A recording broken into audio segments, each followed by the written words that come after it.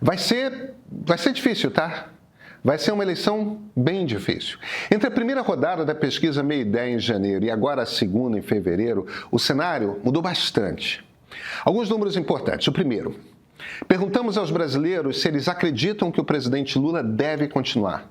51% responderam que não. 47% que sim. O segundo, perguntamos em quem o eleitor não votaria de jeito nenhum. A gente teve até o cuidado de fazer a pergunta de duas maneiras diferentes, tá? Em uma, o pesquisador pergunta um nome após o outro, vai fazendo a lista ali. Fulano, Beltrano, Cicrano. Do outro jeito, ele é apresentado uma lista e escolhe. Na mais espontânea, na qual o eleitor simplesmente reage de bate-pronto, a rejeição de Lula fica em 44%. A de Flávio Bolsonaro é 10 pontos menos, 34%. Sim, porque, veja, Flávio Bolsonaro subiu acima da margem de erro, enquanto Lula ficou no mesmo lugar. Em janeiro, o único candidato competitivo da direita no primeiro turno era Tarcísio de Freitas. Tarcísio segue um candidato muito forte, mas não tem com qualquer cara de que ele vai disputar o Palácio do Planalto. O tempo para ele tomar essa decisão está escoando, está indo embora. Enquanto isso, o Flávio aparece entre 5 e 6 pontos abaixo de Lula, dependendo do cenário estimulado. Olha, em janeiro, ele estava a mais de 10 pontos de diferença. Soma isso outra questão. Em todas as eleições presidenciais nas quais venceu, o PT tinha com quem se aliar no segundo turno. Isso é algo que, curiosamente, eu ouvi de 2 analistas diferentes com quem eu conversei hoje pela manhã. Em 2022, por exemplo, Lula teve Simone Tebet. Em 2014, mesmo sem aliança, herdou votos, muitos votos de Marina Silva. Dilma também levou consigo, em 2010, votos de Marina Silva e de Plínio de Arruda Sampaio.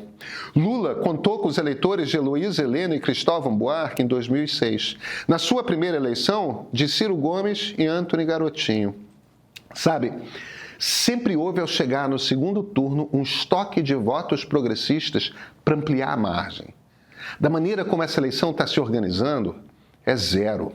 E Lula fez uma escolha durante o governo de alienar o centro. Eu sei, vai ter uma penca de pessoas de esquerda pulando nesse momento. Mas como? Flávio Bolsonaro no segundo turno, absurdo. Bolsonaro golpista, como pode? Gente, o centro não é grande.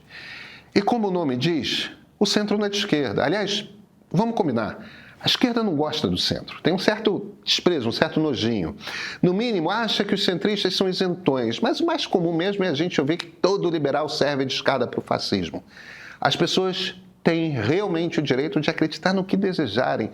Não existe apetite na esquerda para sequer parar e entender em que uma pessoa de centro é diferente de uma pessoa de direita. E está tudo certo. Pode.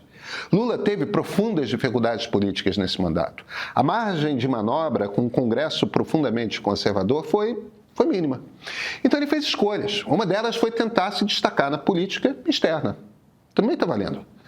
Tanto sua posição inicial a respeito da Ucrânia, tratando a Ucrânia como corresponsável pela invasão russa, quanto depois seus ataques a Israel são completamente antagônicos em relação ao que pensa o centro político. Os comentários de Lula sobre Israel, para quem não é de esquerda, são até profundamente ofensivos. Aliás, são ofensivos até para os principais opositores do governo de Benjamin Netanyahu.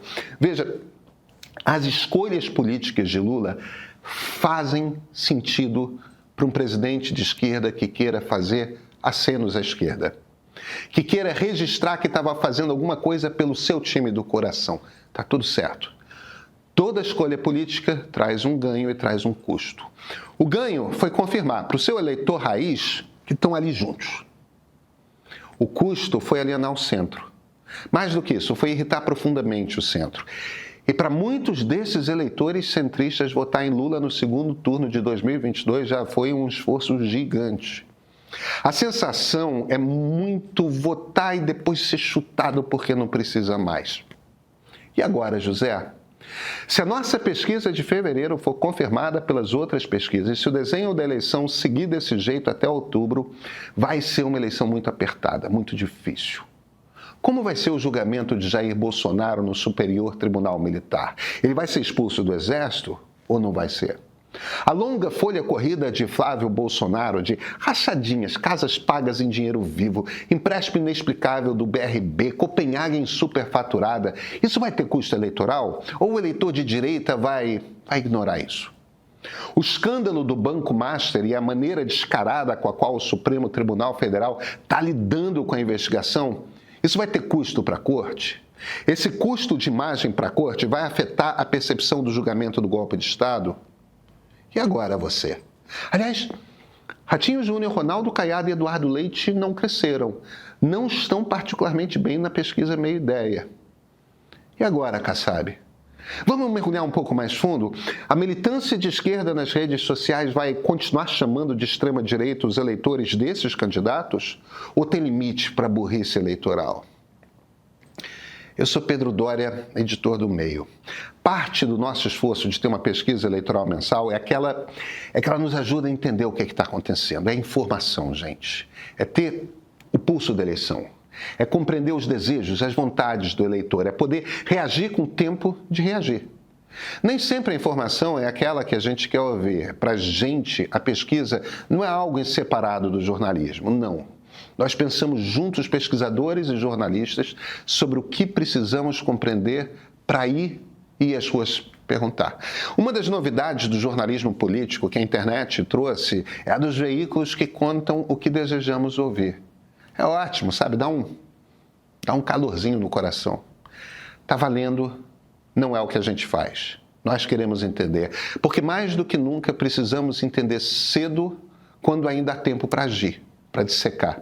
Se você assina o Meio, você está entre os primeiros a receber a pesquisa Meio Ideia, em PDF, para se juntar à campanha de injetar informação de qualidade nos seus grupos de WhatsApp. Seja quem traz informação nesse mundo de desinformação, seja quem começa as conversas importantes. No segundo em que o Tribunal Superior Eleitoral liberar, a gente, olha, você recebe o arquivo, no segundo, e distribui para todo mundo. Distribua, assine.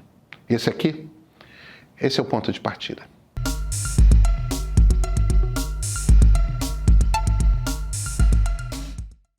Eleições viram. Gente que parecia fora do radar, do jogo, aparece de repente. Aliás, tradicionalmente o brasileiro nem presta muita atenção nisso antes de julho, agosto, até mesmo setembro. Mas eleições, quando viram, raramente é por conta de um acontecimento gigante. Sim, às vezes tem um atentado à vida ou cai um avião, mas isso é raro de acontecer.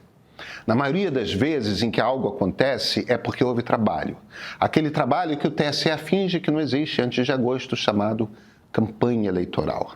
E dá trabalho. Se o PSD de Gilberto Kassab quer se apresentar como alternativa à direita bolsonarista, precisa entrar em campanha. Goiânia é uma cidade, olha, com 1.400.000 habitantes.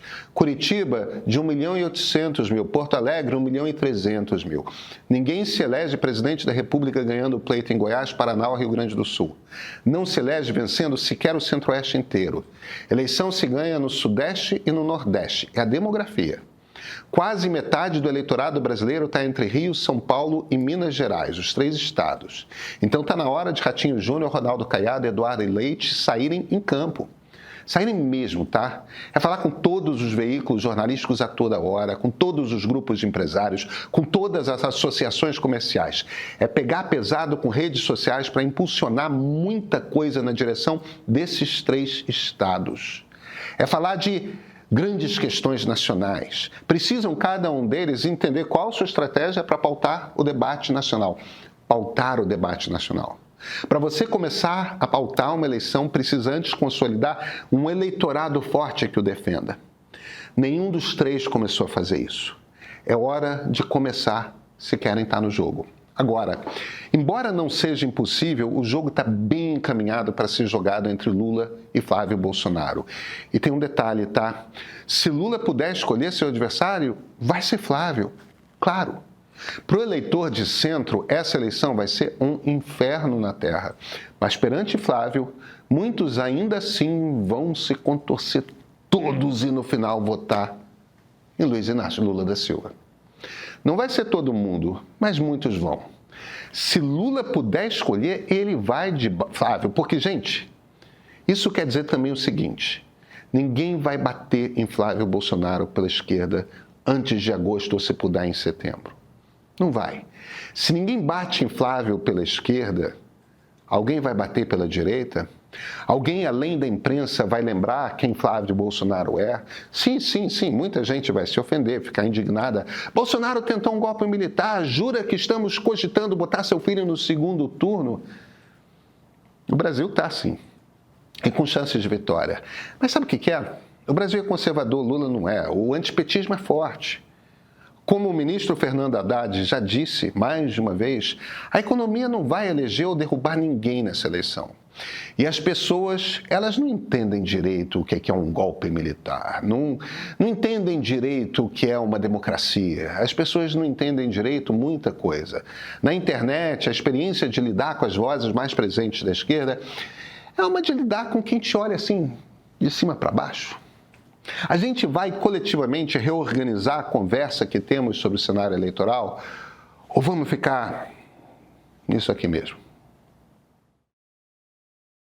Em ano eleitoral, o problema não é falta de informação, é o excesso de ruído, gente, a superficialidade e a briga constante pela sua atenção. É fácil se sentir perdido. O nosso trabalho no meio é fazer o oposto. Nossa missão é te dar clareza. É por isso que criamos a Pesquisa Meio Ideia, uma parceria nossa com o Instituto de Pesquisa Ideia, e os resultados de fevereiro já estão disponíveis. A pesquisa acompanha mês a mês o humor do eleitor brasileiro, o que pesa na escolha, o que muda voto, quais movimentos estão se consolidando no cenário político. Quem é assinante Meio Premium recebe a pesquisa em primeira mão em PDF, feita para leitura no celular e para circular, porque informação de qualidade precisa andar. Mas olha, a pesquisa é apenas a porta de entrada do nosso pacote de eleições de 2026. O pacote inclui ainda análises exclusivas que conectam os pontos, reportagens de bastidores direto de Brasília e newsletters especiais que antecipam os movimentos da política. É a sua ferramenta para ter uma visão de 360 graus, formar sua própria opinião com base sólida e qualificar as conversas que realmente importam. Por apenas R$15 por mês, você deixa de ser um espectador da política para se tornar alguém que entende profundamente. Assina o Meio Premium, tenha o controle da sua informação.